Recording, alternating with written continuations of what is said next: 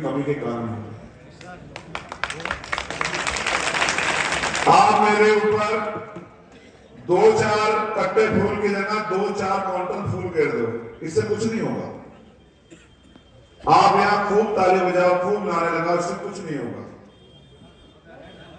लेकिन अगर आप जिम्मेदारी से फैसले लेने लग जाओ तो मैं लिख के देता हूं कि कोई आपकी तरफ आंख उठाने वाला भी आपके इस मुकाबले नहीं है।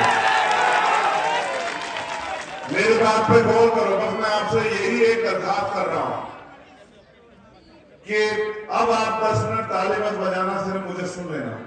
और मेरा वादा है कि जब मेरी तकरीर खत्म होगी तो शायद आपको मैं एहसास करा पाऊंगा कि मुल्क में क्या हालात है और हमें क्या करना है। इस मंच पर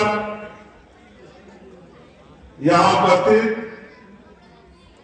भीम आर्मी आजाद समाज पार्टी के सभी सम्मानित नेतागण और इस क्षेत्र की बहुत जिम्मेदार हस्तियां,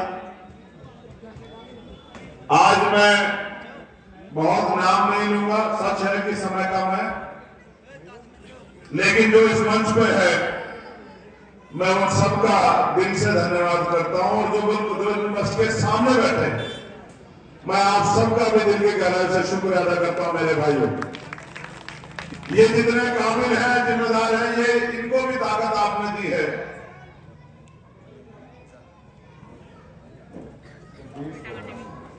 और आने वाले कल में उस पंक्ति में से यहां बहुत सारे लोग आएंगे, ऐसा भी मेरा विश्वास है। ये गलत कर रहा है, कौन चला रहा है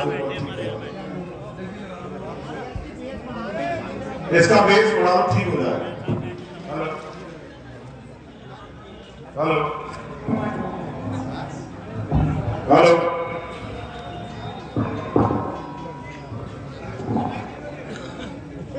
इसे कम आवाज होती तो भी साथ में चर्चा कर लेते। आपने मेरी बात पर गौर किया और संजीदगी दिखाई, इसके लिए मैं आपका धन्यवाद करता हूं। हम लोग यहां क्यों इकट्ठा हुए, हमने अपना काम क्यों छोड़ा है, ऐसा क्या है जो आप और मैं यहां अपने समय को, अपने काम को छोड़ के हैं। तो उसके पीछे एक मकसद है, क्योंकि लोकसभा का चुनाव आ गया है और हमें अपनी वोट से अपना लोकसभा का सांसद चुनना है। यह पहली बार नहीं हो रहा है कि आप लोकसभा का सांसद चुन रहे हो। आपसे पहले पता नहीं कितनी बार आपने लोकसभा के सांसद चुने, विधानसभा के विधायक चुने। लेकिन सच ये है कि जिस नियत के साथ हम लोग, जिन उम्मीदों के साथ विधायक और सांसद चुनते हैं, जहां हमको उनकी जरूरत होती, क्या वो उस पर खड़े उतरते हैं। जमहूरियत, लोकतंत्र में जनता मालिक होती है। आप 20 किलो के व्यक्ति को वोट दोगे, मजबूती से वोट दोगे, वो ताकतवर हो जाएगा, उसकी कलम में ताकत आ जाएगी। आप 100 किलो के व्यक्ति को वोट दोगे, उसकी कलम में ताकत आ जाएगी। लेकिन अगर आप 500 किलो के व्यक्ति को वोट नहीं दोगे तो उसकी इतनी हैसियत नहीं हो पाएगी कि अगर वो कोई जुल्म हो तो आपके पक्ष में आवाज उठा दे। ये वोट है जो हमें ताकतवर बनाती है। ये जो वोट है, ये 5 साल में जो हमें मौका मिलता है, इसलिए हम लोग चुनाव करते हैं कि हमें बेहतर से बेहतर उम्मीदवार को मौका देके दिल्ली में भेजना है और दिल्ली में बैठी सरकार से अपने क्षेत्र के हालातों की लड़ाई लड़वानी है। हमें एक वकील की जरूरत होती है जो हमारी वकालत करेगा दिल्ली में जाके, क्योंकि यहां तो हम अपनी वकालत खुद कर सकते हैं। 17.5 लाख लोग इस कॉन्स्टिट्यूंसी में हैं, लेकिन वो 17.5 लाख लोग खुद दिल्ली नहीं जा सकते हैं। वो अपने बीच से एक नुमाइंदा चुनेंगे जिसके कंधों पर जिम्मेदारी डालेंगे इस क्षेत्र की, अपने लोगों की, इस क्षेत्र की समस्याओं की। और उसकी जिम्मेदारी बनती है कि वो 5 साल इस क्षेत्र के लिए लड़े। इस क्षेत्र के लिए आवाज उठाएं, इस क्षेत्र में काम करें, इस क्षेत्र में रहने वाले लोगों को बेहतर जिंदगी दिलाने का प्रयास करें, इस क्षेत्र में विकास के काम करें। लेकिन बड़े दुख के साथ कहना पड़ रहा है, जिनको आप वोट देते हो वो 5 साल आपकी बस्तियों में नहीं आते। इसके लिए कोई ना कोई जिम्मेदार हमें सोचना चाहिए। जब हम किसी को मुफ्त में वोट देते हैं, जब हम किसी को पार्टी झंडा देके वोट देते हैं, तो वो भी बैठ के कहता है कि आपने अपनी पार्टी को वोट दिया था, झंडे को वोट दिया था, मुझे वोट नहीं दिया था।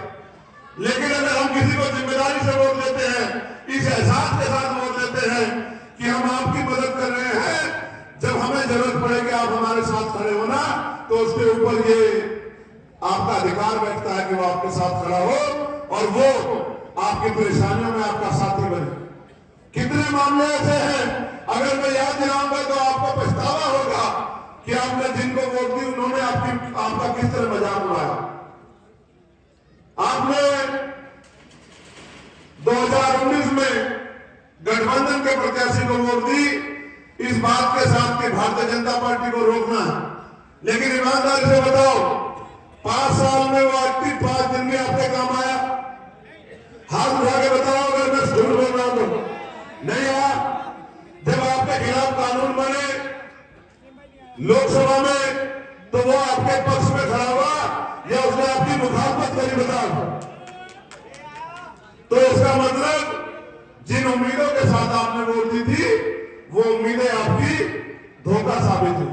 आप मुझे भी वोट देना चाहते हैं, मैं जानता हूं जितने लोग यहां उपस्थित हैं वो मुझसे प्यार करते हैं, वो मुझे वोट देना चाहते हैं, मुझे ताकत देना चाहते हैं। लेकिन सवाल ये है, क्यों देना चाहते हैं मुझे वोट? अगर कल को मैंने भी आपको धोखा दे दिया, कल को मैं भी आपके काम नहीं आया, मेरे प्यारे भाइयों, ये सच है कि मुझे आपकी मदद की जरूरत है। लेकिन मैं आपको ये बताना चाहता हूं कि व्यक्ति का जो किरदार होता है वो उसके अच्छे बुरे की पहचान होता है। मैंने पिछले 11 साल में कभी आपका हाथ नहीं छोड़ा, देश में किसी कमजोर का हाथ नहीं छोड़ा। जब एनआरसी का मामला आया, सारे नेता घर में घुस गए और प्रदेश के मुख्यमंत्री मजाक उड़ा रहे थे कि खुद तो मुसलमान घर में घुस गया, अपनी बेटियों को, अपनी बच्चों को, अपनी मां को सड़कों पर बिठा दिया आंदोलन करने के लिए। मैंने भी बहुत देर तक देखा और मैंने महसूस किया कि आज मेरी जरूरत है आपको। तब मेरे पास पार्टी भी नहीं थी, तब मेरे पास झंडा भी नहीं था, एक सामाजिक संगठन था। मैंने वोट की परवाह नहीं की, क्योंकि ये लड़ाई इंसानियत के खिलाफ थी। ये लड़ाई कमजोरों को जुल्म कर रहा, ये लड़ाई कमजोरों पर जुल्म कर रही थी। तो मैंने सारी बाधाएं पार कर दी और मैं जमा मस्जिद की सीढ़ियों पे चला गया। वो जमा मस्जिद की सीढ़ियां जहां से मौलाना अब्दुल कलाम आजाद साहब ने बंटवारे के समय ये कहा था, उनके नाम के साथ भी आजाद जुड़ा हुआ था और मेरे नाम के साथ भी आजाद जुड़ा हुआ है। उन्होंने उस दिन कहा था कि इस देश को छोड़ के मत जाओ, ये आपका मुल्क है। इस मुल्क की आजादी के लिए आपने कुर्बानियां दी है। 52,000 से ज्यादा शहीद की आपके हिस्से में आई है। और जो शहीद की आपने दी थी, इस बात के लिए नहीं दी थी कि आपको अपने देश में जुल्म जाति सहनी पड़ेगी धर्म के आधार पर। मैंने उस दिन आपसे कहा था कि मैं आपके साथ, मुझे गिरफ्तार करके जेल में भेज देगा, मैं नहीं डरा। कई मुकदमे मेरे ऊपर लगा दिए गए, मेरे साथ जुल्म किया गया। आप जानते हो जब पुलिस पकड़ती है सरकार के सारे पे क्या करती है? मुझे पीटा डालना था, मेरे पैरों में नखून खींच ले गए, मेरी रीढ़ के हड्डी में इतना दर्द कर दिया गया। उनको लगता था ये उठ नहीं पाएगा, ये आवाज नहीं उठा पाएगा और इसका हाल जान के कोई इतनी हिम्मत नहीं कर पाएगा कि सरकार के खिलाफ लड़े। लेकिन देखो आपका चंद्रशेखर आजाद मैदान में खड़ा है आज भी आपके सामने। ये बात की गवाही है कि अगर तमन्ना सच्ची हो तो कोई आपको नहीं रोक सकता। उसके बाद मैंने पूरे देश में जा जाके साइन बाग बनाए और सरकार को जिम्मेदारी से कहा कि अकेला मत समझना, मैं इनके साथ खड़ा हूं, अपने भाइयों के साथ खड़ा हूं, अकेला मत समझना। और सरकार को पीछे रखना पड़ा, लंबे समय 4 साल इंतजार करना पड़ा सरकार को। फिर जब जामिया के बच्चों पे लाठियां चलाए गए, आंसू गैस के गोले चलाए गए, सारे नेता घर में घुस गए। मैं पंजाब से आ रहा था, मुझे फोन आया, उन्होंने कहा भैया बंद कर दिया, किस तरह से जान बचा दो। मैं हेडक्वार्टर पे चला गया और जब मैं रात को 1 बजे चलने लगा तो एक भाई ने, एक बच्चे ने मेरा हाथ पकड़ लिया ऐसे और मुझसे कहा भैया सारे नेता चले जाएंगे, आप मत जाना, क्योंकि आप चले गए तो हमें बहुत मारेंगे। मेरी हिम्मत, मेरे अंदर जो डर था वो और मजबूत हो गया, क्योंकि मैं अपनी बहनों को, जामिया की बहनों को, बेटियों को पिटते हुए नहीं देख सकता था। मैंने कहा अच्छा, मैंने गाड़ी मंगाई, मैं गाड़ी की छत पे बैठ गया और मैंने कहा कि अगर पहली गोली चलेगी तो चंद्रशेखर आजाद का सीना चीर के जाएगी, उसके बाद इन गरीबों की तरफ जाएगी, नौजवानों की तरफ जाएगी। रात को 3:30 बजे जितने बच्चे पकड़े थे उनको छुड़वा के तब मैं वहां से निकला। जब मौलाना करीम सिद्दीकी का मामला आया, नासिर जुनैद का मामला आया, अखलाक का मामला आया, पहलू का मामला आया, नजीब का मामला आया, मौलाना साद का मामला आया, तबलीगी जमात का मामला आया, निजामुद्दीन मरकज का मामला आया। जब तबलीगी जमात के आए हुए लोगों को पुलिस ने उठा के बंद कर दिया, सारे नेता घुस गए और कोरोना काल चल रहा था, कोई किसी को छूना भी नहीं चाहता था, बाप बेटे को नहीं छू रहा था। मैं जितनी मेरे अंदर ताकत थी गली गली घूमता फिरा अधिकारियों के दफ्तरों में कि इनको छोड़ दो, इनका कोई ताल्लुक नहीं है इस बात से, न सियासत से न किसी और चीज से, इनको छोड़ दो, इनको इनके मुल्क जाने दो। मैं जानता हूं मैंने और मेरे साथियों ने किस तरह से उनको वहां से निकाल के उनके देश भेजने में मदद की। ये सरकार लगातार जुल्म करती रही और आज भी सरकार जुल्म कर रही है। आपको क्या लगता है कि आपकी आवाज उठाने की कीमत नहीं चुकानी पड़ती? कीमत चुकानी पड़ती है, जेल जाना पड़ता है, मुकदमे झेलने पड़ते हैं। मेरी जितनी उम्र नहीं से ज्यादा मुकदमे मेरे ऊपर आप उठा के देखो, बार आपको पता लग जाएगा। और एक भी मुकदमा मेरा जाति नहीं है, सारे मुकदमे गरीबों कमजोरों की आवाज उठाने के मेरे साथियों। जब मैं सभी नहीं रुका, क्योंकि नेताओं की जबान ये सीबीआई से रोकते हैं, ईडी से रोकते हैं, इनकम टैक्स से रोकते हैं, झूठे मुकदमे जेल से रोकते हैं। जब मैं तब भी नहीं रुका तो 4 गोली मेरे ऊपर चलाई गई। मैं फिर भी जिंदा हूं, क्योंकि मेरे मन में एक मकसद है कि जिस उम्मीदों के साथ देश के क्रांतिकारियों ने देश को आजाद कराया था, अपनी कुर्बानियां दी थी, उनकी कुर्बानियां खराब नहीं जानी चाहिए। ये देश जिंदाबाद होना चाहिए। ये जब मुल्क आबाद रहेगा, इस देश का संविधान आबाद रहेगा, तो हम भी देश में इज्जत से जी पाएंगे, हमारे साथ भी कोई जुल्म नहीं कर पाएगा। और सियासत की ताकत को जानना चाहते हो तो मुझसे सुनो। मैं 16 महीने जेल में रहा। आप महसूस करो, एक लंबा समय होता है 16 महीने, 10/6 की कोठरी में लड़ाई लड़ते हुए। आप महसूस करो राजनीति का हमारी जिंदगी में क्या हिस्सा हमारी जिंदगी का राजनीति में, और राजनीति का क्या तस्वीर है हमारी जिंदगी में। महसूस करो, बिजली के दाम क्या होंगे सरकार तय करेगी, पानी के दाम क्या होंगे सरकार तय करेगी, टैक्स क्या रहेगा सरकार तय करेगी, महंगाई कितनी होगी सरकार तय करेगी, रोजगार किनको मिलेगा सरकार तय करेगी, स्कूल कहां बनेंगे, कॉलेज कहां बनेगी, यूनिवर्सिटी कहां बनेगी सरकार तय करेगी, हॉस्पिटल कहां बनेगा सरकार तय करेगी, पेट्रोल के दाम क्या होंगे सरकार तय करेगी, किस क्षेत्रों में उद्योग धंधे रहेंगे सरकार तय करेगी, अन्याय होने पर न्याय किनको मिलेगा सरकार तय करेगी, किनके खिलाफ क्या कानून बनेगा और किनके पक्ष में क्या कानून बनेगा सरकार तय करेगी। आपको शायद एहसास नहीं, आप आज तक भाजपा को हराने के लिए वोट देते हैं। मुझे बड़ी तकलीफ होती है कि कुदरत ने आपको इतना अच्छा दिमाग दिया, इतना अच्छा शरीर दिया, आप समझ ही नहीं पाए। जो आदमी सारी ताकत अपने पड़ोसी को हराने में लगा देता है, क्या कभी वो जीत पाता है? क्या कभी तरक्की हासिल कर पाता है? फिर आप सोचते हो कि आप इस मुल्क में जुल्म क्यों सह रहे हो?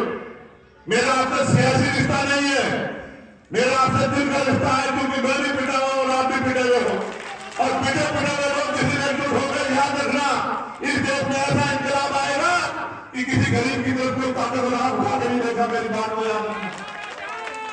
आप बताओ, ये दिया है आजादी के बाद इन नेताओं ने हमें कि अभी दिल्ली में क्या देश में 2 कानून हो गए, कोई मजहब गैर बराबरी की हिफाजत नहीं करता, हिमायत नहीं करता कोई भी मजहब। लेकिन आप बताओ, दिल्ली में जब लोग सजदा कर रहे थे, नमाज पढ़ रहे थे, उनको लाते पड़ी, तो क्या आपके दिल में तब हुआ नहीं हुआ? बताओ। आप लोकतंत्र में अगर जवाब देना चाहते हो अपने को हुए जुल्म को और तरक्की चाहते हो, आगे बढ़ना चाहते हो, तो एक ही रास्ता वो है वोट। आप जिसको वोट दोगे वो ताकतवर होगा, और वो ताकतवर होगा तो आपकी हिमायत करेगा, आपकी लड़ाई लड़ेगा। 545 एमपी बनेंगे, लेकिन आपका अकेला चंद्रशेखर आजाद अगर अपने पैरों पे खड़ा होकर, मैं वचन देके कहता हूं, देश भर में आपको किसी नेता की जरूरत नहीं पड़ेगी। इस बात को आप याद रखना है, चंद्रशेखर आजाद की का वचन है। आप लोग आप समझते ही नहीं हो। मैं इतने बड़े संगठन को रिप्रेजेंट करता हूं, दो बार मैंने भारत देश में भारत बंद बुलाया, सरकार को झुकने झुकाने के लिए मजबूर किया। वो मेरी ताकत को जानते हैं, उनको लगता है अगर इसको मौका मिल गया तो इसके एक आवाज में भारत का चक्का जाम हो जाएगा। वो जानते हैं मेरी ताकत को। इसलिए जो लोग ये कहते थे कि हम भारतीय जनता पार्टी को हराना चाहते हैं, उन्होंने भी अपने उम्मीदवार यहां उतारे। वो किसकी मदद कर रहे हैं आप बताओ। आप जितने लोग यहां खड़े बताओ, मुकाबला जिसका भी है चंद्रशेखर आजाद से, किसी और से बताओ। तो जब सबका मुकाबला चंद्रशेखर आजाद से है तो उन्होंने अपने प्रत्याशी को उतारे, इसलिए ना कि कुछ वोट कट जाए। क्या जनता पागल है? क्या लोग रोटी नहीं खाते? उनको नहीं पता कि कौन उनके लिए हिमायत रखता है, कौन उनसे उनका मुखालिफ है, वो नहीं जानते। मैं आपको बहुत जिम्मेदारी से कह रहा हूं, ये वोट आप इसलिए मत दो कि आपको एमपी चुनना है। ये वोट आप इसलिए दो कि आप एक लाठी अपने लिए तैयार कर लो, एक मजबूत कर लो, जो आपने होने वाले जुल्म को जड़ से रोकने में बात को याद रखना। चंद्रशेखर आजाद किसानों के लिए लड़ा 13 महीने, 69,000 शिक्षक भर्ती के बच्चों के लिए लड़ा, 4 दिन खुले आसमान में। न मैंने जान की परवाह की, न मान की परवाह की, और न मैं राजनीति इसलिए कर रहा हूं कि मुझे पैसे कमाना है, बंगला बनाना है, कोठी बनानी है, या एसी के कमरों में रहना है। ऐसा होता तो मैं भी समझौता कर देता, फिर मैदान में नहीं होता आपके बीच। आपसे नहीं कहता कि मेरी मदद करो। मैं सियासत इसलिए कर रहा हूं कि कुछ कर पाऊं अपने लोगों के लिए, क्योंकि मैं देखता हूं गरीबों को किस तरह कुचला जा रहा है। आज उनकी क्या हैसियत है, उनके गले गलियों के हाल देखो, नालियों के हाल देखो, सड़कों के हाल देखो। गरीब का बच्चा पढ़ेगा कहां है स्कूल? गरीब इलाज कराएगा कहां है हॉस्पिटल? उनके लिए कहां दो देते तो महसूस करो। 2 बार बताऊंगा, समझ में आएगी। यही बराबर में हरिद्वार है। कितनी दूर होगा यहां से हरिद्वार मोराती? 50 किलोमीटर।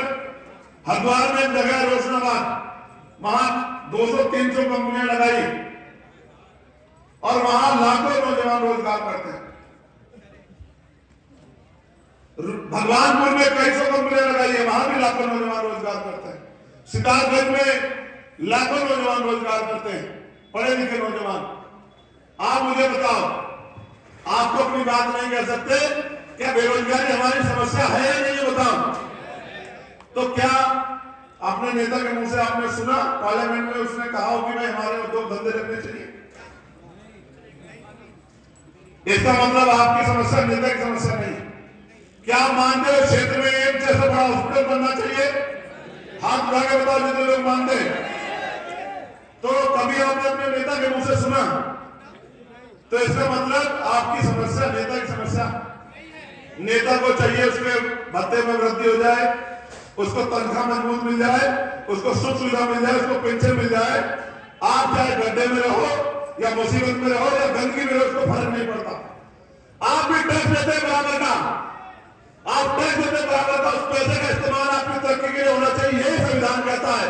हर व्यक्ति को रोटी कपड़ा मकान मिलना चाहिए, सुख सुविधा मिलनी चाहिए, जो हाथे पर लोगों को अपने पैरों पर खड़ा होना चाहिए। और मैं आज आपसे कह रहा हूं, अगर इस देश में रहना चाहते हो हकूक से, तो सियासत के साथ साथ मॉडर्न एजुकेशन को भी एक्सेप्ट कर लो और इस देश के सिस्टम का हिस्सा बन जाओ। अपने डॉक्टर बनाओ, इंजीनियर बनाओ, वकील बनाओ, जज बनाओ, IAS बनाओ, IPS बनाओ, SHO बनाओ, CO बनाओ। जब आपका आदमी कुर्सी में बैठेगा तब आपके खिलाफ काम नहीं होगा, वरना अगर सरकार भी बदल गई और एक सोच के लोग यहाँ बैठे रहे तो फिर आपको जुल्म सहना पड़ेगा। ये सब मैं आपके सामने, इसके लिए आज भारत का संविधान बराबर के हक अधिकार देता है। पढ़ो, पढ़ाओ, आगे बढ़ो, रोजगार करो। ये तो भारतीय जनता पार्टी के लोग आपको, मुझे नहीं, इस सोच को खत्म करना चाहते हैं जो गैर बराबरी के खिलाफ संविधान में। वो चाहते हैं संविधान खत्म हो जाए। महसूस करो, संविधान नहीं होगा तो हमको वोट में नहीं होगी, वोट में नहीं होगी तो हमारी बस्तियों में पैदा नहीं आएगा कोई। आप समझो हालात क्या है। मैं तो अपने लिए निजी तौर पे कहता हूं कि मेरे लिए जंग से कम नहीं है, और जंग किस तरह लड़ी जाती है ये चंद्रशेखर आजाद अच्छी तरह जानता है। मैं आपसे मदद मांगने आया हूं भाइयों, इसलिए मदद मांगने आया हूं कि बाबा साहब अम्बेडकर ने कहा कि हम प्रथम और अंत्य भारतीय हैं, और हम अपने भारत को कमजोर पड़ते नहीं देख सकते हैं। आज भारत को महसूस करो रुपए की कीमत क्या है, आज महसूस करो कि हम पे कर्ज कितना है, आज महसूस करो किसान सुसाइड कर रहा है, आज महसूस करो व्यापारी मजबूर है, जीएसटी के छापे पड़ते हैं। आप महसूस करो कि गरीब किस तरह से देश में गुलामी जैसी जिंदगी जी रहा है। ऐसा नहीं कि पैसे की कमी है, पैसे की कमी होती तो अडानी अंबानी साहब का 15 लाख करोड़ रुपए माफ नहीं होता। मेरी बात को ध्यान रखना, आपका 5,000 रुपए का कर्जा माफ नहीं होगा, उनका 15 लाख करोड़ रुपए माफ होगा।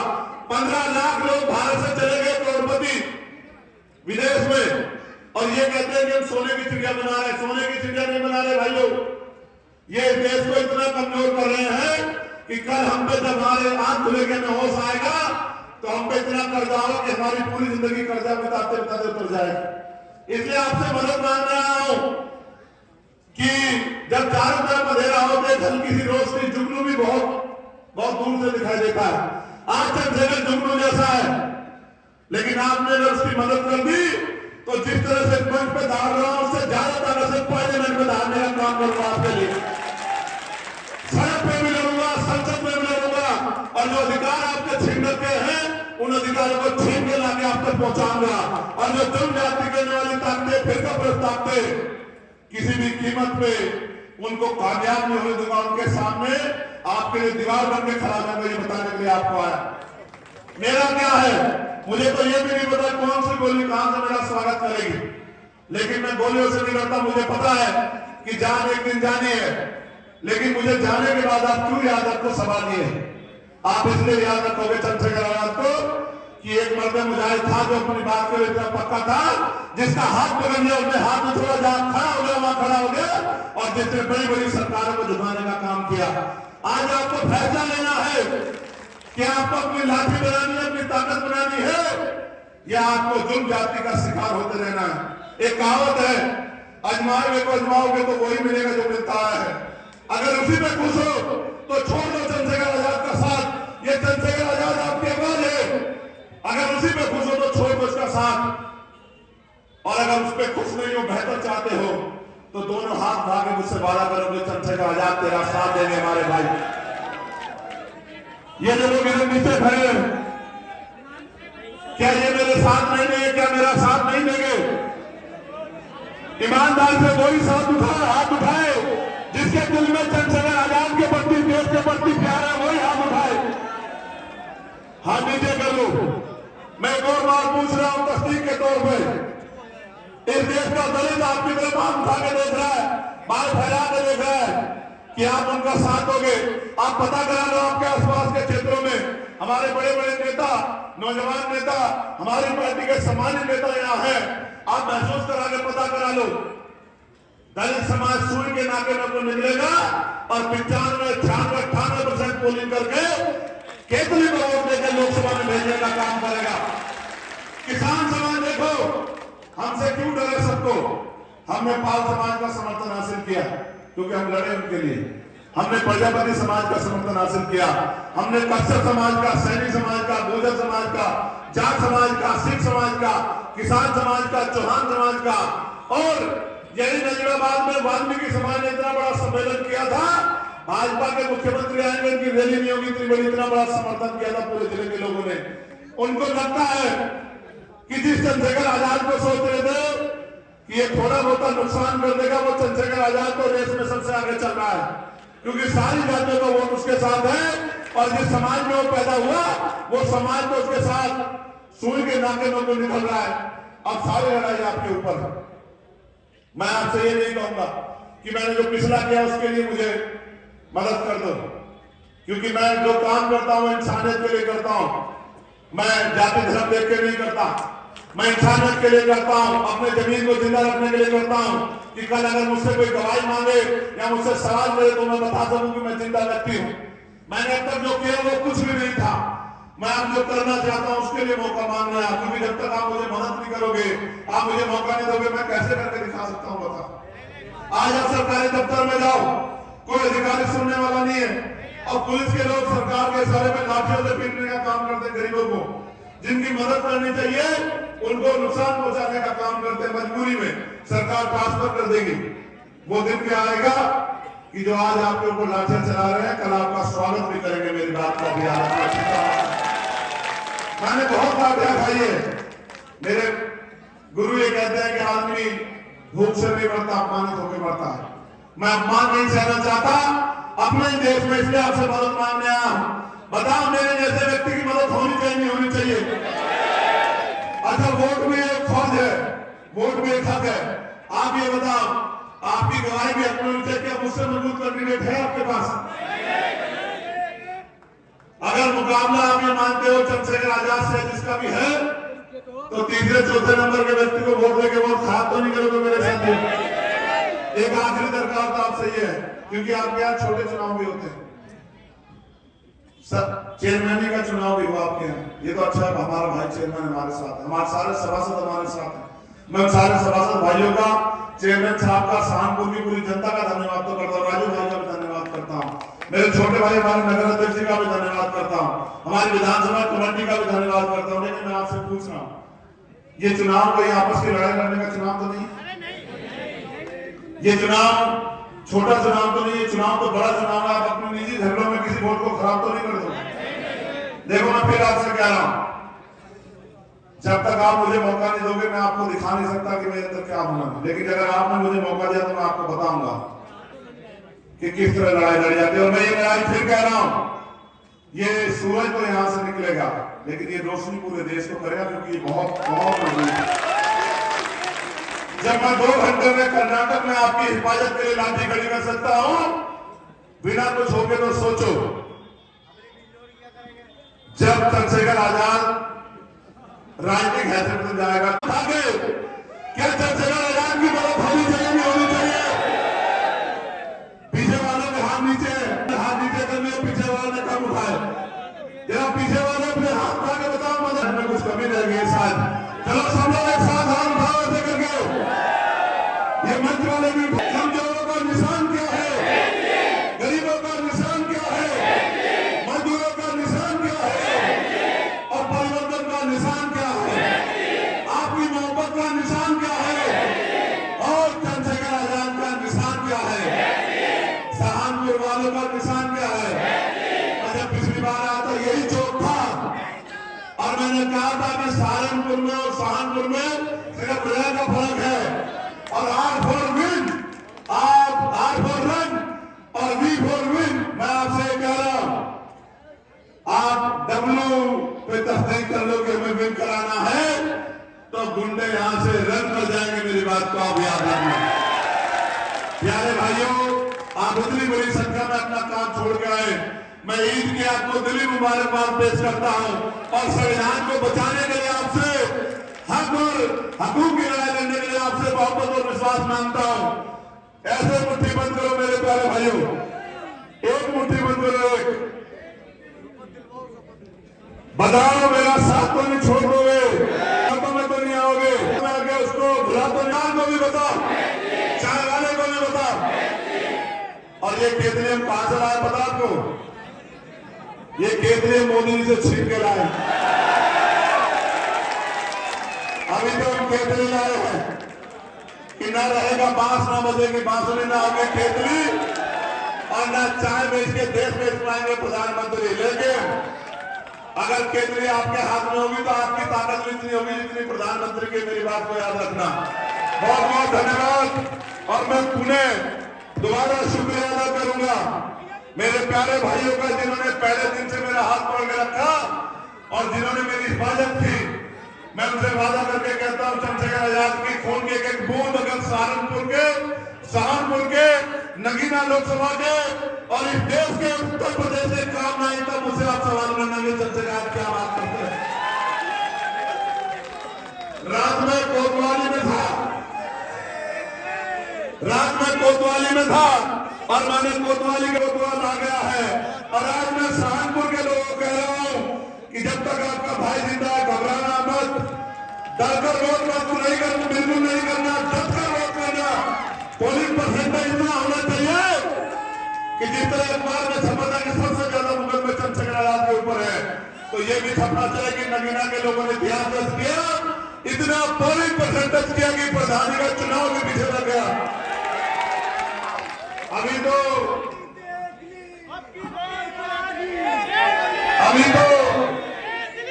अभी तो ये लड़ाई दिल्ली जा रही है, 4 जून को, लेकिन फिर ये लड़ाई चलती लखनऊ भी जाएगी। मेरी बात को याद रखना। अब लखनऊ वालों सावधान, लखनऊ वालों सावधान, क्योंकि आने वाले समय में मुकाबला होगा चंद्रशेखर आजाद से, गरीब कमजोर आवाम से। और इस बार जब मुकाबला होगा तो बचने की जगह नहीं मिलेगी, भागने की जगह नहीं मिलेगी। बहुत बहुत शुक्रिया।